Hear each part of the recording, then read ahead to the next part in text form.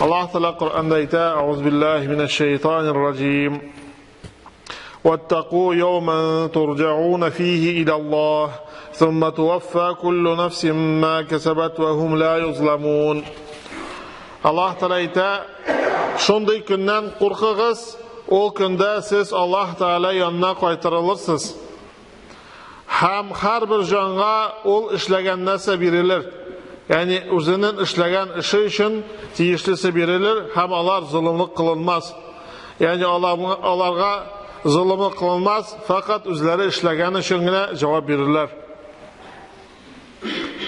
Peygamberimiz sallallahu aleyhi ve sellem bir hadisine ayta: "Ma akala ahadun ta'aman qattu khayran min an yakula min amali yadihi. وإن نبي الله داود كان يأكل من عمل يده."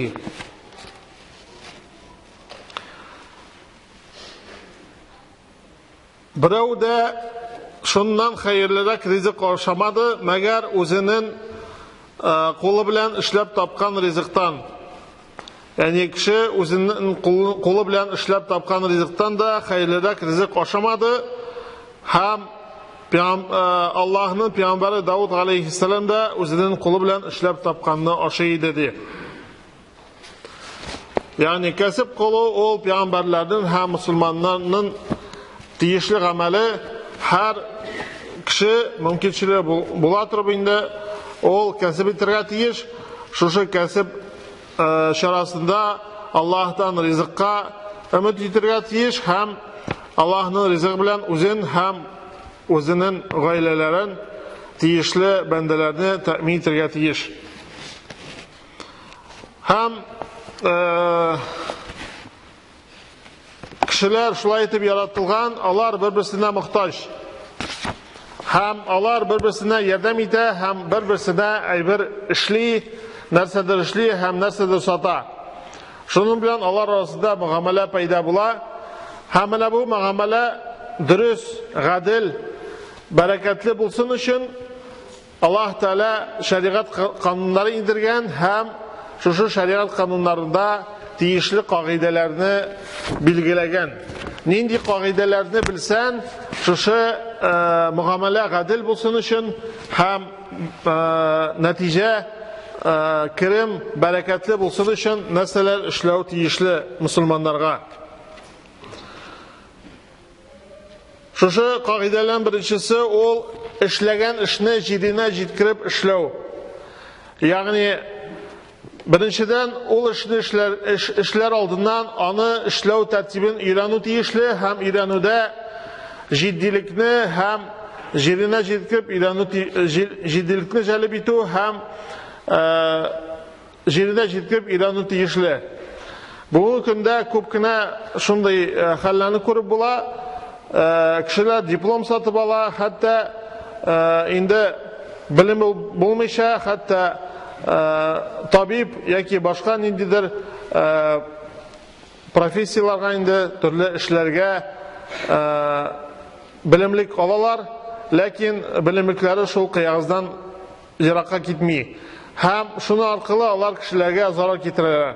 Bu albatta Allah karşısında naşar amel, hem kişi özünün cevaplıgın sizirge tiyiş, hem özünün gıylemliginin anın gıylemligi kağızda tügül, anın işinde, biliminde küzetilge tiyiş. Hem şu kaidelerin birisi ol jirine jitkir bişlev. Peygamberimiz sallallahu aleyhi ve sellem ayta: "İnna Allah yuhibbu iza amila ahadukum amalan an yutqinahu." Rızlıkta Allah Teala yarata, eğer birer amel işlerse anı tügel jirine jitkirip işlevini yarata. Nindi de olsa amel işlemiz iken anı jirine jitkiru, anı yaxşı etip tügel etip işlev tiyişli. Şulayıq indi tağın bir kaide ol işini күзәтеп тору, күзаллап тору. Кешеләр алар зәгыйф һәм хаталанучы, онытырга, анда аларның инде оныту мөмкинчелеге бар. Шуңа күрә күзәтеп тору, тикшереп тору, кеше өстеннән тикшереп тору тиешле. Шуның өчен Аллаһ Тәгалә шулай итеп билгеләгән, кеше хаталы икән, аны төзәтеп тору һәм аны тикшерү тору тиешле, төгәл эш түгел һәм дөрес булсын өчен. Чөнки Аллаһ Тәгалә үзе дә Муса алейхиссаламга әйтә: "Валитусна ала гайни", минем каршында, ягъни мин күргән вакытта бу эшләнсен дигән мәгънә китерелә Коръән аятында. Ягъни Аллаһ Тәгалә минем каршында бу эшләнсен дип әйтә. Шулай ук кагыйдәләрнең берсе ул билгеләнгән вакытны исәпкә алу һәм билгеләнгән вакытка эшне җиткерү. Әгәр кеше ниндидер эшне эшләргә вәгъдә итә икән, ул билгеләнгән вакытын чамаларга тиеш һәм үзе булдыра алырлык эшне вәгъдә итәргә һәм үзе булдыра алырлык вакытны вәгъдә итәргә тиеш. Үзе белми торган вакытны, үзе белми торган эшне вәгъдә итсә, әлбәттә, аның нәтиҗәсе дөрес булмый. Бу да күп күзәтелә, мәсәлән, сатып алуда, сатып бирүдә шулай ук. Инде ул яисә эшләтеп бирүдә кеше килеп нәрсәдә заказ ясый һәм ярый эшләрбез дип әйтә, билгеле вакытка эшләп җиткермәү уйланмый. Монда фақат шушы заказны саклап калу йөзеннән ул инде вәгъдә бирә.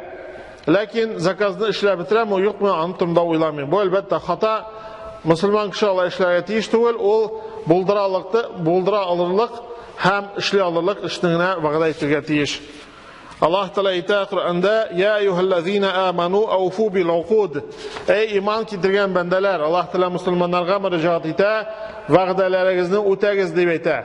Ягъни әгәр сез вәгъдәләшкәнсез икән, ул вәгъдәне үтәү тиешле һәм ниндидер инде кешедән тормый торган сәбәпләр булмаса, ул вакытта эшләү мәҗбүри һәм җиренә җиткереп вакытында төгәлләү тиешле.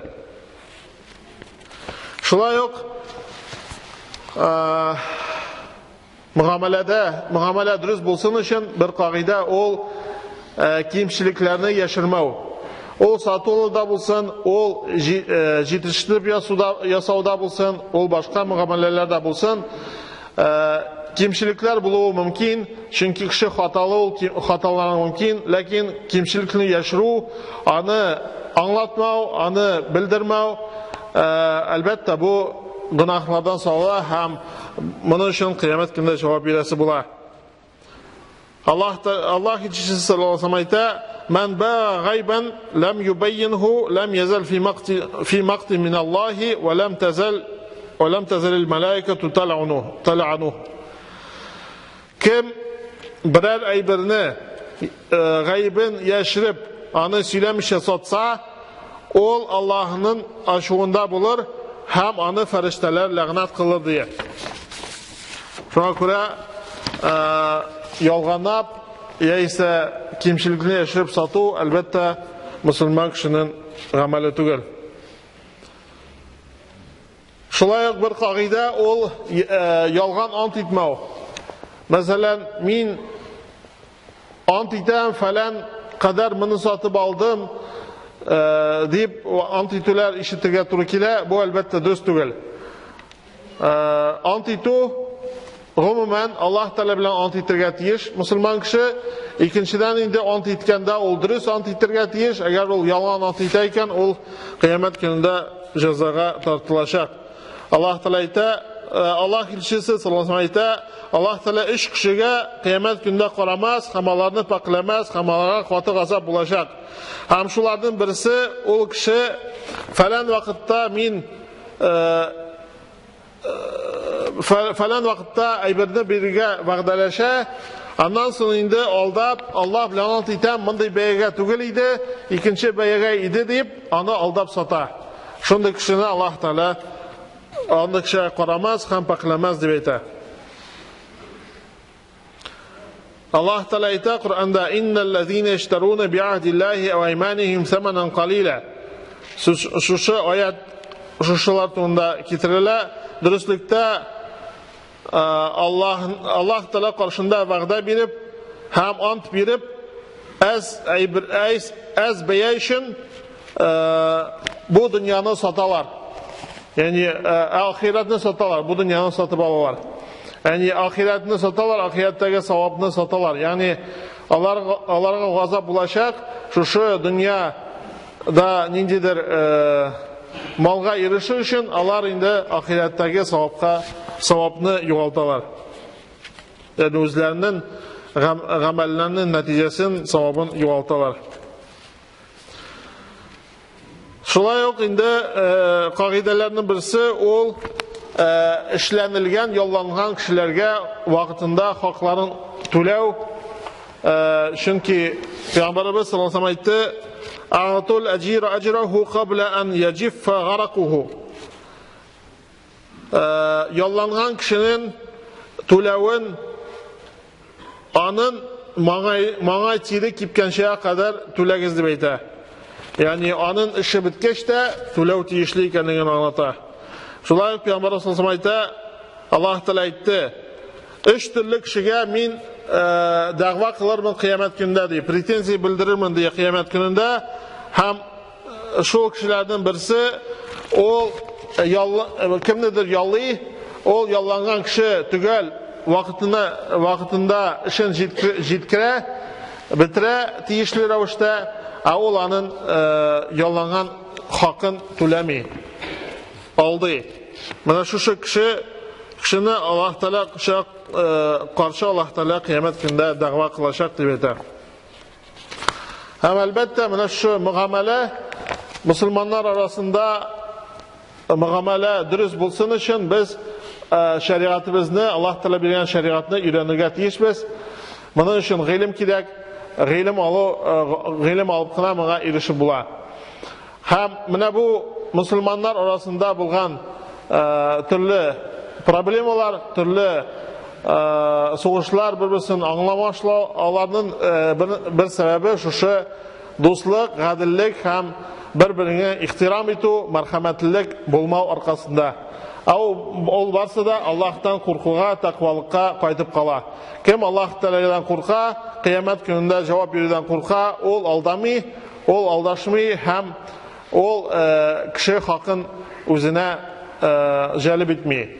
Şimdi kim kıyamet günü şanu kimde kıyamet günü şanu zayıf, kiminin Allah Teala bilen beylenişi zayıf, olayında kişi hakkına da kolsuzluğa erinmeyi, hem kişi hakkında alırga erinmeyi, bu dünyanı özüne üstün kure, hem elbette kıyamet gününde bunun için cevap verecek. Allah Teala saklasın. Barakallahu lana ve lekum fil Kur'anil azim ve nafa'ana ve iyyakum bil ayati zikril hakim innehu huvel gafurur rahim el cewadul kerim el aliyyul azim es-semi'ud du'a.